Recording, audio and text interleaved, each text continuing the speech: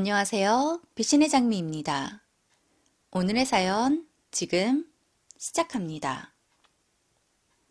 제게는 아들이 하나 있습니다. 다들 그렇겠지만 정말 정성을 다해 키웠고 제가 못해주는 것들까지도 스스로 극복하며 잘 자란 아이이기에 아들은 제게 기쁨이고 감사이고 자랑입니다. 그렇다고 제가 아들에게 기대하고 집착하는 타입은 아니에요. 제가 정성으로 키웠다는 것은 여느 엄마들처럼 내 아이가 잘 자라서 독립을 할 수 있는 성인이 될 수 있도록 애를 썼다고 해석하는 게 맞는 것 같습니다. 전 아들이 고등학교를 졸업하고 나서부터는 아들의 인생에 어떤 의견도 함부로 얹지 않았습니다. 이제 스스로 자신의 인생을 설계해야 할 때인데 자칫 부모로 인해 어떤 갈림길에서의 선택에 후회가 남을까 싶었거든요. 그게 또 잘못하면 참견이 되기도 할 테고요. 그렇게 바라만 보기로 마음 먹고 나니 처음엔 쉽지는 않았습니다. 부모된 마음에 더 오랜 인생을 살아온 입장에서 저건 아닌 것 같은데 싶은 부분들도 있었으니까요. 하지만 결론적으로 아들은 자신의 선택들을 늘 옳은 선택으로 만들었습니다. 그랬기에 전 아들에게 믿음이 있었습니다. 그게 무엇이 되었든 말이지요. 그럼 아들이 30을 넘기고 나자 만나고 있는 아가씨와 결혼을 약속했다고 하더군요. 우리 아들이 어련히 괜찮은 사람을 만났으려나 싶었습니다. 그렇게 얼마 뒤 아들의 소개로 그 아가씨와 인사를 나누었습니다. 참해 보이고 맑게 웃는 모습이 인상적이었어요. 아들의 여자친구는 구김살이 없었습니다.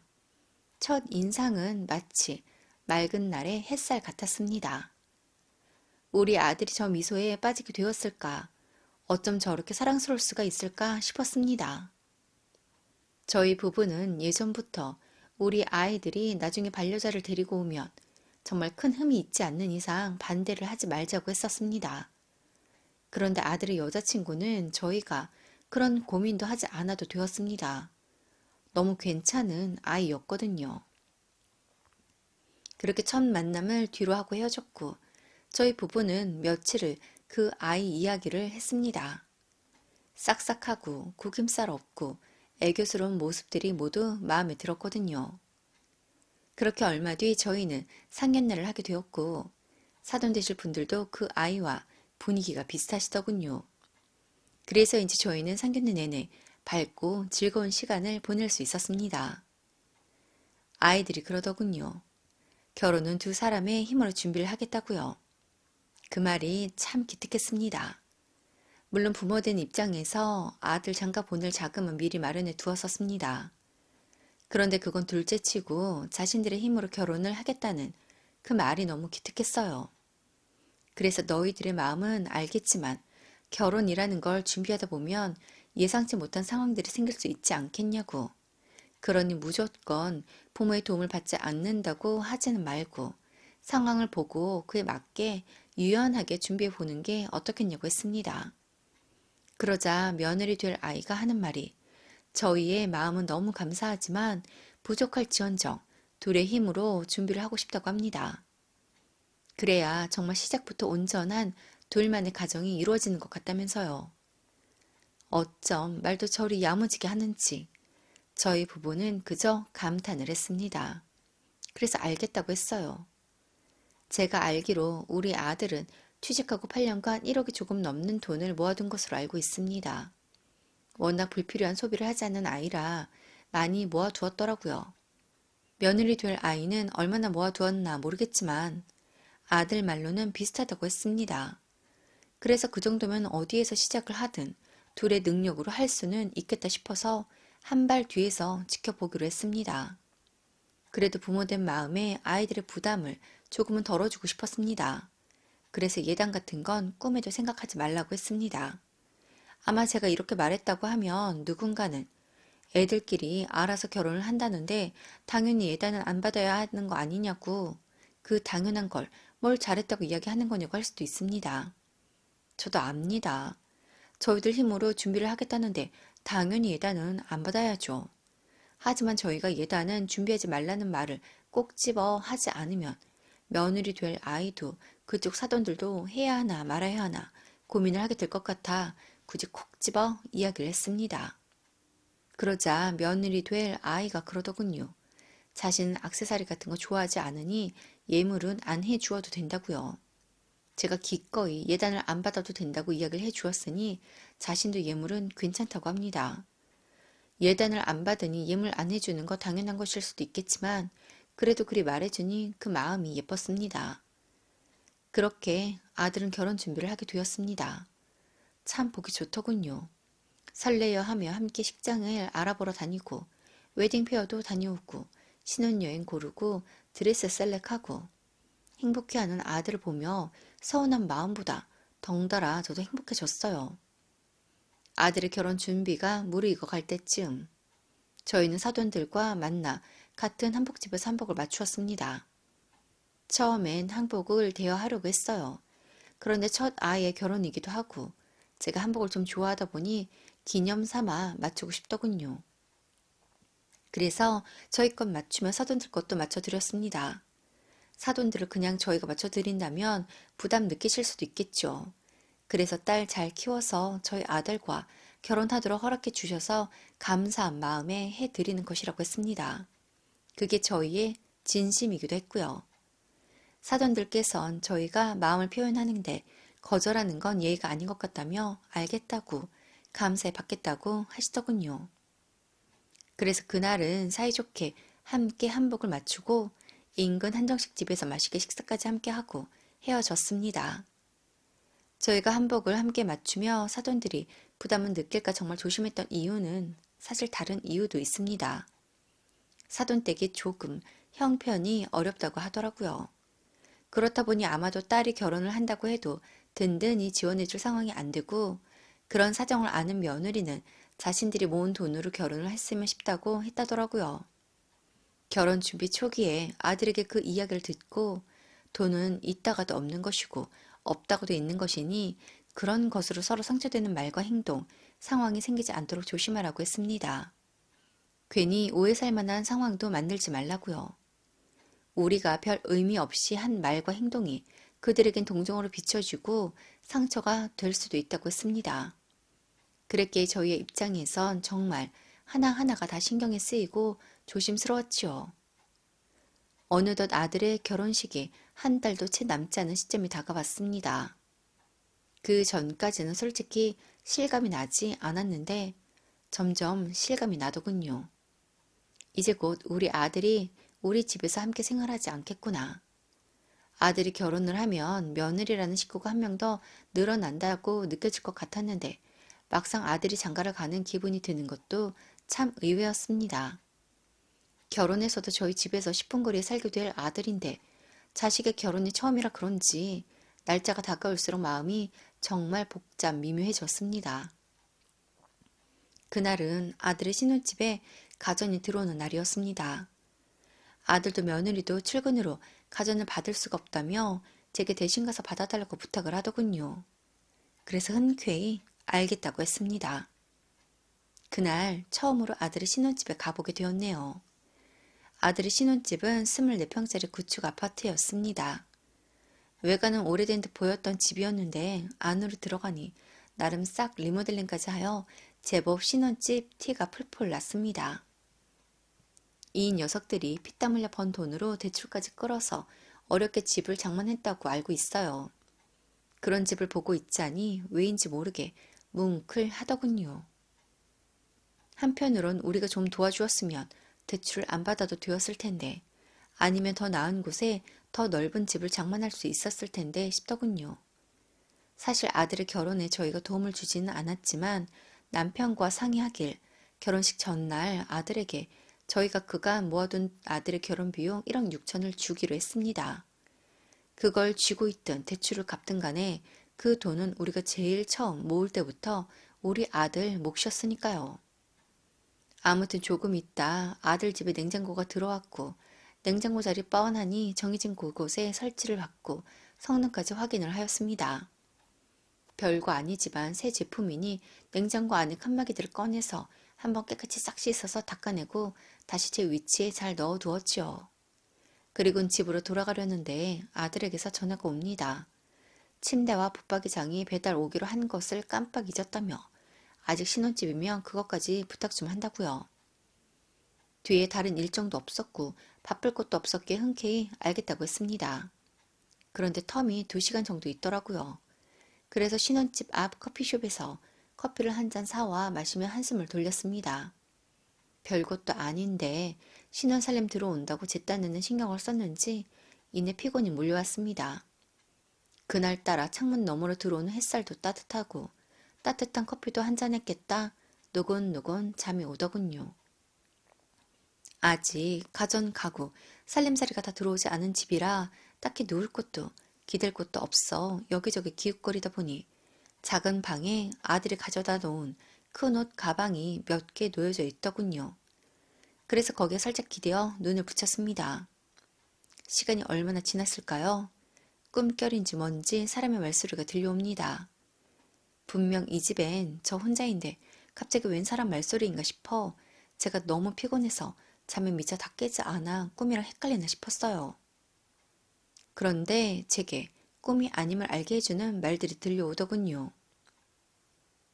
우리 딸이 로또 1등까지는 아니어도 2등 정도는 잡은 것 같아. 라는 말이요. 처음엔 이게 무슨 말인가, 그리고 이 집에 누가 와 있는 거지 싶었습니다. 제가 누워있던 방에서 살짝 고개를 내밀어 거실을 바라보니 안싸돈이 와 있더군요.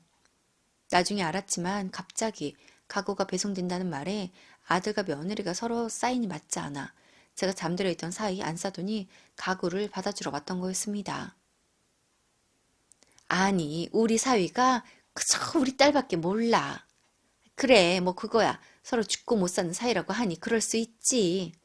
그런데 우리 사돈댁이 말이야. 제법 잘 사고 돈도 많아. 우리 딸이 하나밖에 없는 며느리가 되는 거잖아.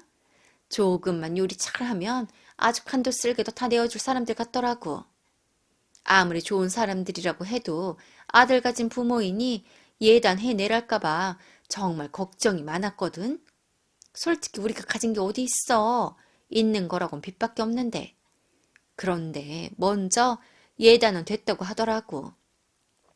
근데 또 좀 웃긴 건 그렇게 여유로운 사람들이 우리 딸이 인사치레로 예단 안 받으니 예물 안 해주셔도 된다고 했더니 낼름 알겠다는 거 있지? 뭐 그렇게 따질 거 따지니 부자 된 거겠지만 좀 그렇더라고. 그래서 우리 딸한테 단단히 얘기해뒀어. 예단 안 받는 대신에 기념일이나 특별한 날마다 사위한테 골드바 해달라고 하라고. 사람 일은 모르는 건데 나중에 갈라서기라도 되면 골드바는 돈이 되잖아. 안 그래? 우리 사위 착하니 그 심성으로 저거 모른 척할 애도 아닌 것 같고 이 김에 깔려있는 빚 좀 갚아달라야겠어. 한 번에 갚아줄 수 있는지 그건 모르겠지만 우리 딸 사랑하면 어떻게 해서든 마련해 오겠지. 뭐? 우리 빚? 지금 남은 게 4억 3천인가. 그래. 그 정도는 우리 사돈댁에선 껌이야, 껌. 지금 애들이 저희들 힘으로 준비하겠다고 해서 사돈댁에서 아무것도 안 해줬거든. 그러면 조만간 현금을 주든 집을 한 채 사주든 하지 않겠어? 기다리면 방법은 다 생기는 법이야. 이번에 우리 딸 결혼 준비하느라 받은 대출도 사이가 다 갚아주겠지. 사실 말이 나왔으니 말이지 우리 딸이 돈이 어디 있어? 그간 집에 있는 빚 갚아내느라 한 푼도 못 모았는데 그래서 내가 신혼 살려면 다 카드로 사라고 했어. 부족한 건 신혼대출 받으라고 했고. 그러면 그 카드 값이면 대출금은 사위랑 같이 갚아나가겠지. 안 그래? 이제 이렇게 신경 쓸 날도 얼마 안 남았다. 결혼을 시켜놓고 나면 이제 우리 집안 다리미로 주름 펴듯 펴질 날만 남은 것 같아. 라고 합니다. 숨도 쉬지 않고 상대방에게 당신 이야기만 하는 안싸돈으로 인해 어떻게 된 상황인지 파악할 필요도 없이 다 알게 되었습니다. 한 푼 가진 것도 없으면서 지금 결혼을 빌미로 우리 아들과 우리 집을 벗겨 먹으려 든다는 것을요.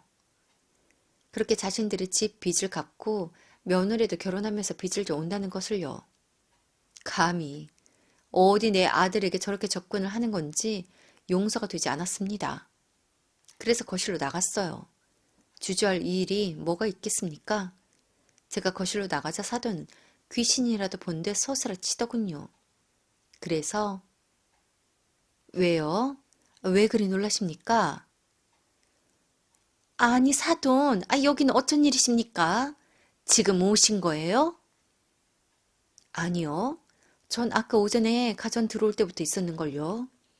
집에 가려는데 아들이 가구도 온다고 받아달라고 해서 기다리다가 작은 방에서 쉬고 있었습니다. 아, 그러세요. 그런데 제가 작은 방에 있다 보니 본의 아니게 통화 내용을 모두 듣게 되었는데 대체 어떻게 된 건지 물어도 될까요? 그게 그냥 제가 친구에게 허세 좀 부린 거예요. 신경 쓰지 않으셔도 됩니다. 그래요? 허세? 대체 그런 허세를 부릴 일이 뭐가 있는지 모르겠네요. 그래요. 다른 건 모르겠고 사돈댁에 빚이 얼마 있고 이런 건 둘째치고 며느리가 살림살이 해오면서 대출받고 카드깡 했다는 게 무슨 말인가요? 아, 그게 솔직하고 정확하게 말씀해 주셔야 합니다. 다른 건 아니고 저희 집에 빚이 좀 있다 보니 딸이 매월 그거 같이 갚느라 모아놓은 돈이 별로 없어서 부족한 건 그렇게 준비했습니다. 어쨌든 준비를 하면 되는 거지. 왜 그리 예민하게 구십니까? 예민하게요? 당연히 중요한 문제 아닐까요? 결혼하면 둘이 알아서 할 문제이니 우리는 신경 안 써도 됩니다. 둘이 해결해야 할 문제 같진 않은데요. 저 이 문제 그냥 안 넘어갑니다. 그 여자. 사람 좋게 봤더니 엄청 깐깐하게 구네. 뭐라고요? 그 여자? 지금 막 나가자는 거죠? 더 이상 그쪽이랑 말도 섞고 싶지 않으니 전 이만 가보겠습니다. 가구를 받던 쓰레기를 받던 알아서 하시고요. 우리 아들이 알아서 하겠지만 파혼하는 것으로 알고 계십시오. 전 그렇게 그 여자에게 파혼을 통보하고 집으로 돌아갔습니다. 머릿속이 복잡했지만 단순하게 생각하기로 했어요. 우리 아들이 결혼을 하게 되었다. 똑같이 반반 결혼하기로 했는데 며느리는 한 푼 벌어둔 게 없었고 빚을 내 살림살이를 준비하고 있었다. 사돈댁이 갖고 있는 빚을 우리 아들을 통해 갚으려고 한다. 이것만 봐도 답이 나오지 않나요? 아들의 퇴근 시간까지 참는 것도 정말 너무 힘들었습니다. 아들의 퇴근 시간이 되자마자 아들과 남편에게 연락을 해 빠르게 집으로 오라고 했고 그날 있었던 일을 이야기했습니다. 둘 다 아연 실색을 하며 어쩔 줄 모르더군요. 그 순간 가장 힘든 건 아들이었겠죠. 제가 이야기를 들은 아들은 제가 허튼 소리를 하지 않을 것을 알고 있지만 그래도 자신의 여자친구에게 사실을 확인해 보겠다고 그리고 만약 사실이 맞다면 파혼을 하겠다고 합니다. 그렇게 아들은 사실을 확인했고 제 이야기가 모두 맞자 파혼을 한다고 하더군요. 아들이 파혼을 하자고 하니 두 모녀가 한달음에 저희 집으로 쳐들어왔더군요. 그러면서 이렇게 일반적인 파혼이 어디 있냐부터 시작해서 진상을 부립니다. 그래서 제가 이야기를 했습니다. 사기죄로 고소하지 않은 것을 다행이라고 생각하라고요. 내일 안으로 당장에 이미 들어온 가정가구 다 빼서 반품을 하든 이곳지곳 살든 알아서 하라고 했습니다. 집은 아들 명의로 산 만큼 우리가 알아서 할 테니 식장, 신혼여행, 스데메 등은 모두 알아서 취소하고 위약금도 알아서 하라고 했습니다. 그랬더니 고래고래 소리를 지르고 난리게 경찰을 불러 집 밖으로 끌어내었습니다. 아들에게 너희들의 능력으로 반반 결혼한다고 해놓고 대체 집은 어떤 돈으로 샀냐고 했습니다. 그러자 아들이 하는 말이 집을 계약할 당시 그 아이가 저희 아들 보고 우선 계약금을 걸라고 자신이 적금이 묶여 있다며 결혼식 2달 뒤가 만기이니 적금 타서 절반을 주겠다고 했답니다. 그래서 저희 아들이 있는 대로 끌어서 대출까지 해서 집을 샀다더군요. 그런데 그 아이는 그럴 돈이 없었던 거였어요. 게다가 가정 가구까지 모두 빚으로 샀으니 결혼을 했으면 정말 상상도 하고 싶지가 않습니다. 아무튼 그렇게 아들은 파혼을 하였습니다. 한동안 파혼의 아픔보다는 충격으로 힘들어하던 아들이었어요. 옆에서 보고 있기도 안타까웠는데 다행히 시간이 약인 건지 조금씩 이전의 모습을 되찾아 가더군요. 그 일이 있고 5년이 지난 올해 아들이 결혼을 합니다. 물론 다른 아가씨와요.